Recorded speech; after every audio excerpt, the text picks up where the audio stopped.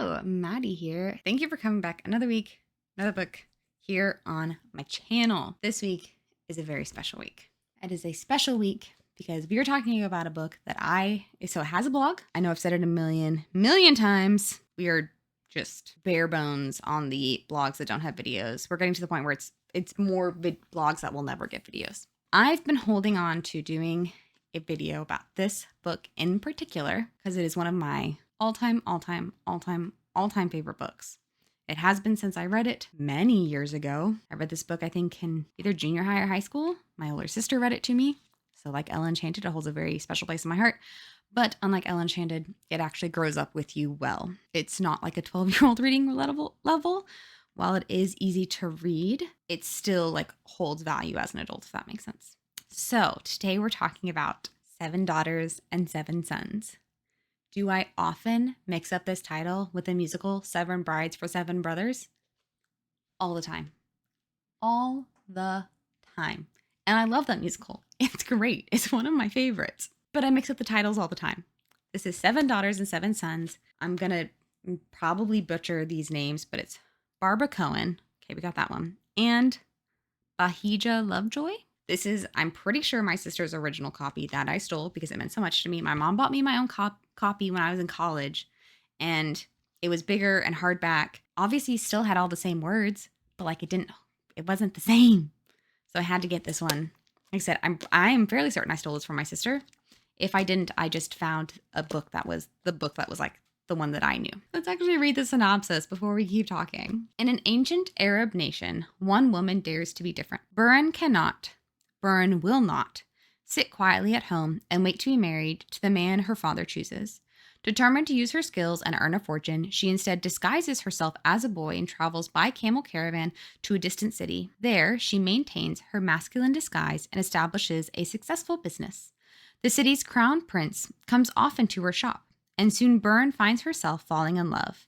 But if she reveals to Muhammad that she is a woman, she will lose everything she has worked for. So like last week, it was a short read. This book is only 210 pages. In my mind, it's like way longer so it has 3 parts. I could not tell you how many times I read this book. Couldn't tell you because I have read it so many times. I don't know why this is getting equated to Ella Enchanted, but like Ella Enchanted, I've read the last 20 pages or so of this book so many times because the ending of this book is like everything you ever want out of a story. It is perfect and beautiful and wonderful and loving, and like it's perfect. It is, the ending of this book is so perfectly written. It like is almost astonishing how perfectly written the end of this book is. This book follows Burn.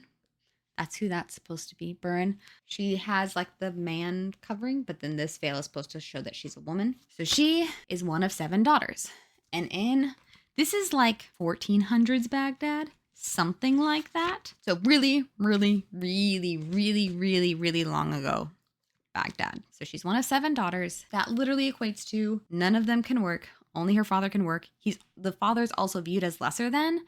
So his business like cannot be successful because he only has daughters, which is like wild to me. Because it's one of those things to understand that like the girls can't work, but for the father's work to be diminished because he had daughters is like, those two things are not the same. Anyways. So she's one of 7 daughters, and her dad's business, like, it makes enough, but like barely. And then her dad has a brother who has 7 sons, and he is mega wealthy. His sons are, as they come of age, one by one, being sent off to different cities to expand their family business. She gets so tired of one, sitting, being quiet, staying in her place, and seeing her father get mistreated over and over and over again.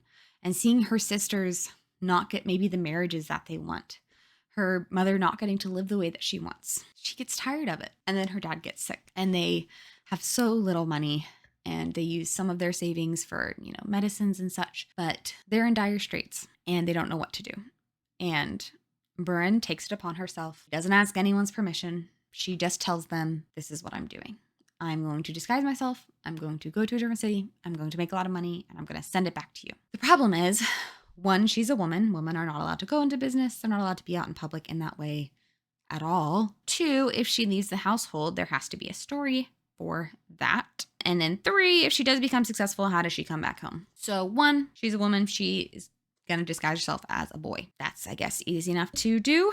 2, cover story. Her parents literally tell her sisters and everyone that she's going to work as a servant in a rich man's house, which at that time basically meant she was damaged goods, legitimately, which is, again, wild. Even though they don't really know what's going on, their sister is now damaged goods. 3, how does she come home when she's damaged goods? All things to think about.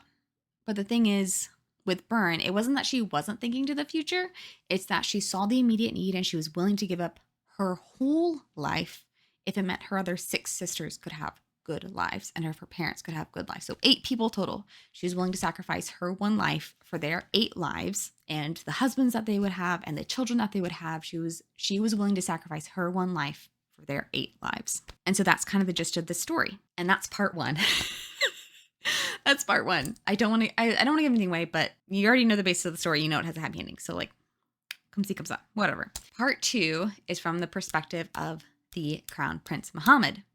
And it actually goes through a lot of the like second half of part 1's stories, but from his perspective. So you see kind of like what drove his actions, because she's like, he's acting weird. What's going on? It's him.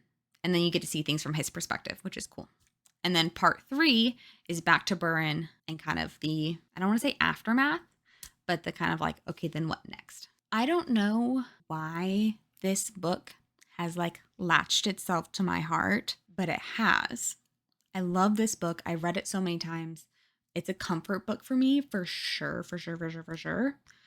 I think one of the reasons I like it so much and why I feel like it's a really good, safe book is because, like I said, part 2 is, you've already read all the events of part 2.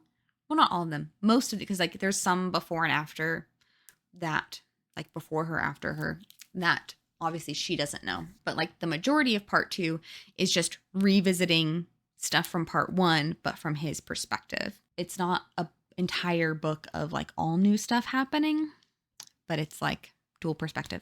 I wrote a whole blog on this. I don't know what the blog says. I usually reread them before I talk about them, but I forgot to, and we're now most of the way into this. But I also know that these are not things that I said, because I pretty sure I mostly talked about like female empowerment in my blog, which is a great takeaway from this book. It's a great takeaway. Can accomplish the things that you set your mind to. It's kind of right. You know, there are always going to be some rules set by maybe yourself, your family, your community, your city, your state, your country, whatever.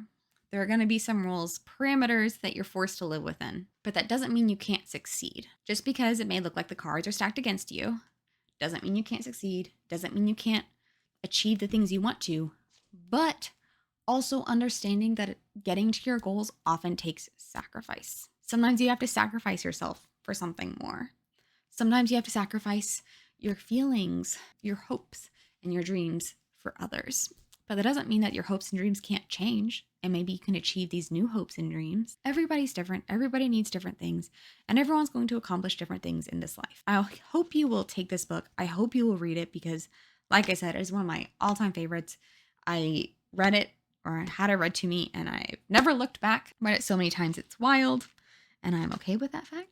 It's such a good book because it is a great mixture of being brave and bold and confidently going after what you want, even when you feel 0% confident. But it's also love and sacrifice and kindness and quiet peace that comes with taking those steps. Those things that you get to reap the rewards of because you moved forward in boldness. There are good things that come. There's bad things. She feels some bad things throughout this book.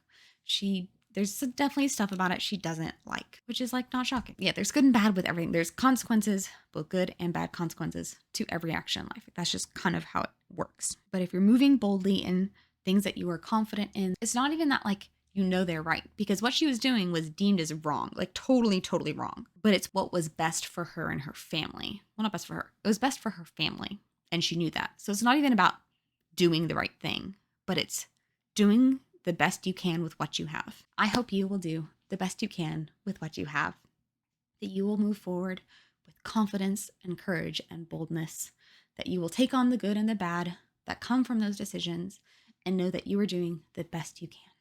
So with all of that, I hope you have a great rest of your day. Hope you have a great night, great week, great weekend, great month, great year. I hope you have all the greats. You're truly worthy and deserving of them. So until next time.